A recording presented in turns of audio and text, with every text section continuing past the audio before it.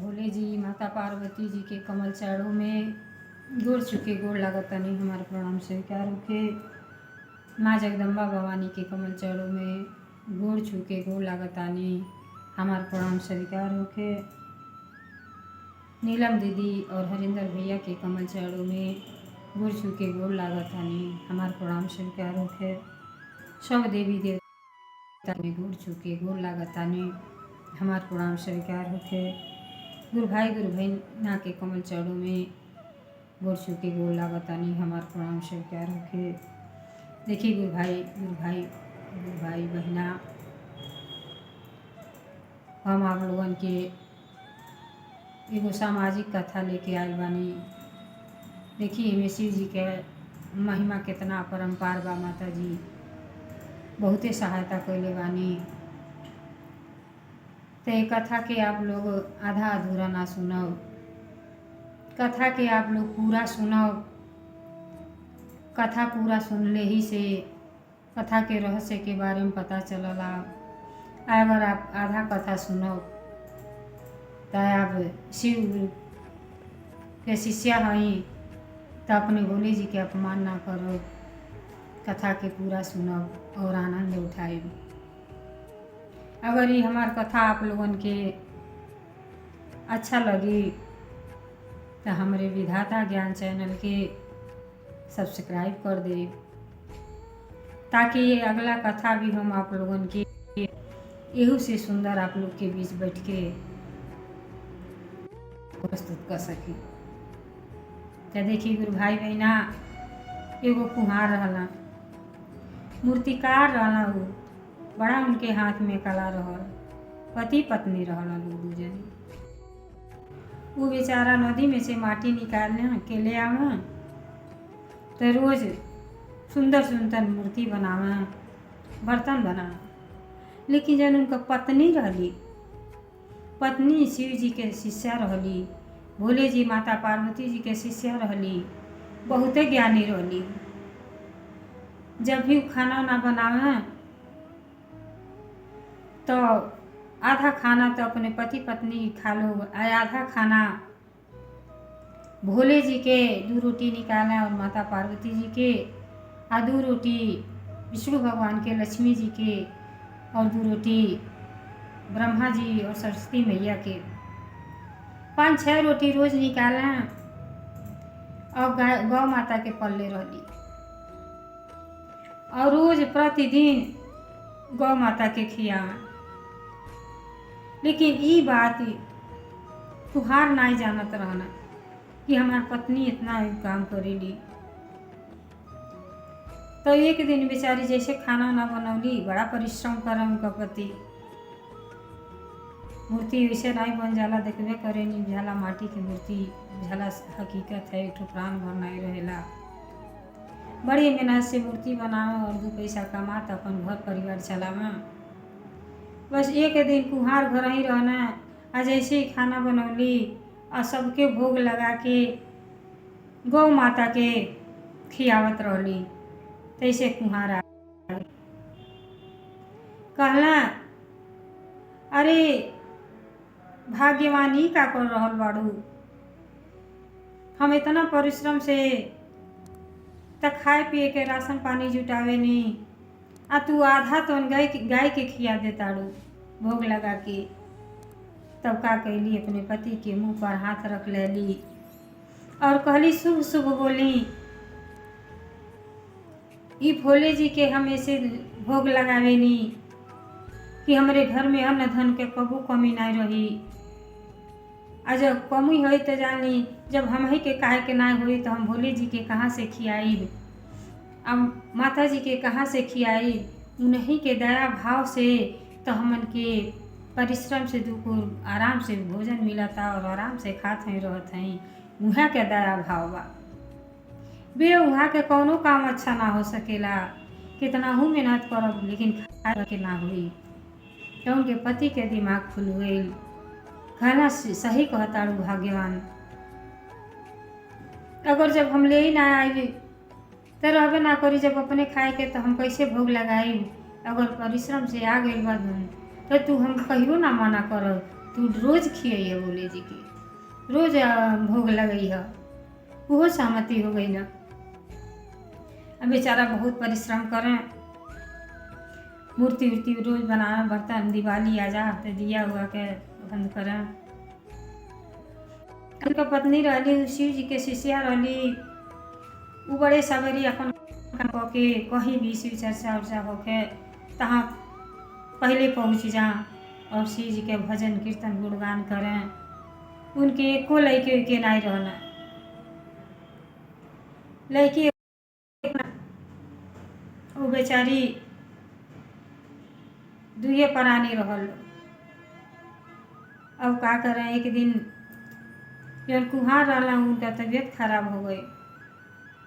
जब तबीयत खराब हो गई तो अस्वस्थ हो गई ना, और डॉक्टर के जब बुला के लिए ली शिष्या, जब डॉक्टर देखा तो कहना 10 दिन तक बिस्तर पर से उठ ही ना सकेला, बहुत कमजोर हो गई बाण।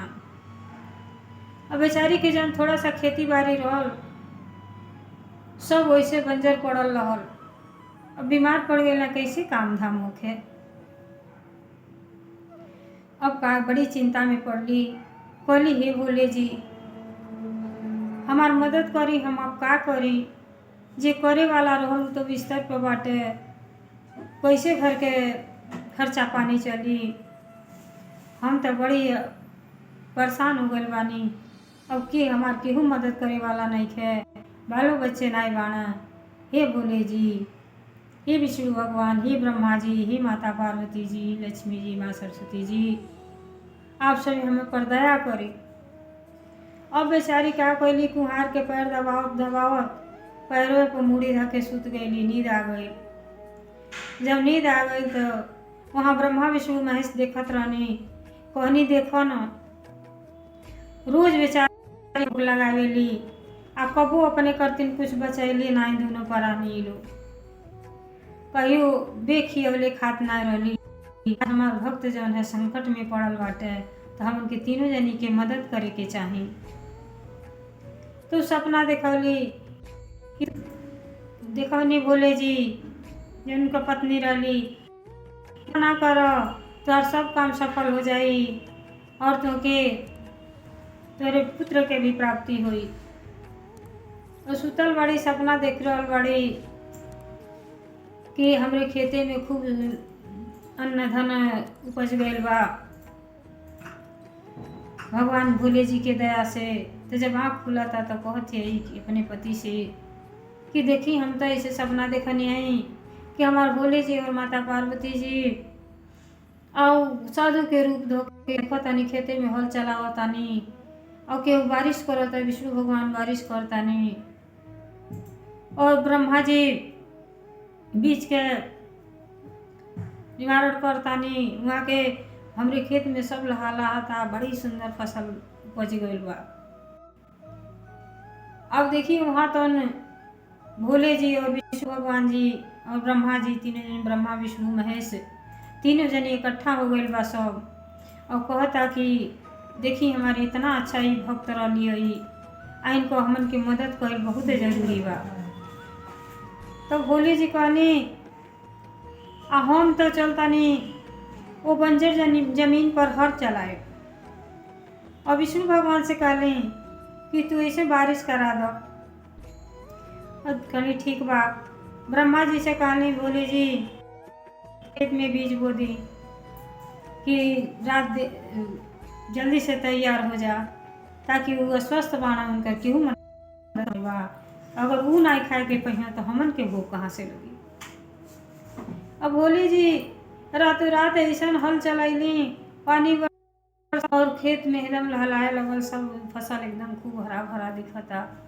और जब कुहार जब तबीयत सही हो गई उठना तो वो कहली पत्नी उनकर कि हम बहुत अच्छा सपना देखनी है, अच्छा नहीं थोड़ा सा टहरी आवे के खेते में कि देखल ना का भइल बा। जब खेते उड़ जाती आड़ी, वो जब बंजर जमीन रहल वो बंजर जमीन पर खूब लहरता एकदम से, अन्न धन से कौन चीज के कमी नहीं है, सब उपज गईल बा भोले जी के दया से। ओकरे बाद जब ये देखली कहली अपने पति से कि देखी ना हम कहत रहनी ना कि अगर हमन के नहीं कुछ बचौले बानी है भोले जी के भोग लगाओ तानी सभी तो एक दिन वह हमार मदद करब। तो देखिए मेरे भोले जी के दया से तो ऐसा बंजर जमीन पर इतना बढ़िया फसल उगल बा। तो चली ना मंदिर में थोड़ा सा भोले जी के भजन कीर्तन करावल ना, तनी अर्जी लगावल ना, भोले जी से दया मांगे आवल जा। भोले जी की दया से ही आप 10 दिन में बिस्तर पर रहनी है, ठीक हो गई, नहीं उठल बानी। तब कहना उनका पति ठीक बा, चलो चले के भगवान जी के मंदिर में। और जब भगवान जी के मंदिर में जाता लोग आ दोनों जनी शिवलिंग पकड़ के भोले जी से आग्रह करता कि हे पिताजी, जेकर केहू ना होला ओकर आप होली, आप तो कैसे कैसे मदद कर देनी, केहू जानू ना पावला। हे भोले जी आपका मन परम्पार बा। हमन के बड़ी आज खुशी होता कि हमन के जो सबसे श्रेष्ठ चीज़ चाहिए माई बाप हमन के वहाँ के आशीर्वाद से हमारे सब कुछ सही हो गई। पिताजी आपके दया आपके महिमा हमारे ऊपर हमके बहुत आज खुश रख ले बा। ही पिताजी जैसे हम पर दया आप कैले बाणी वैसे हमरे सब गुरु भाई बहना पर दया करो।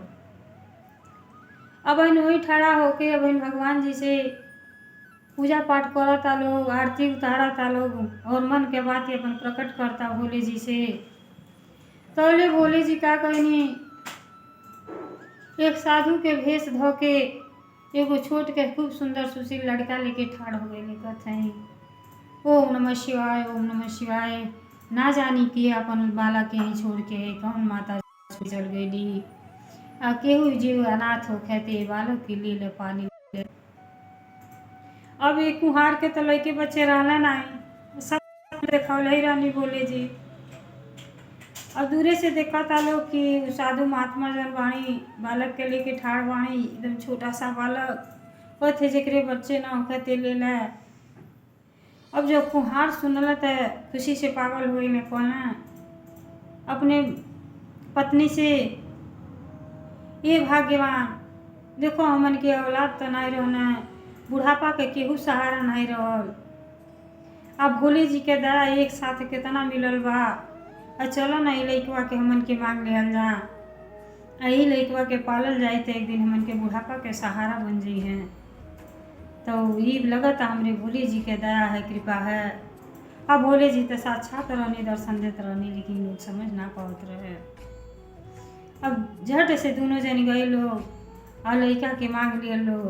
कहल हे महात्मा जी हमके दे दें, काहे खातिर हमरे कौनो संतान नहीं खे, हमन के खाली मियाँ बीवी बानी।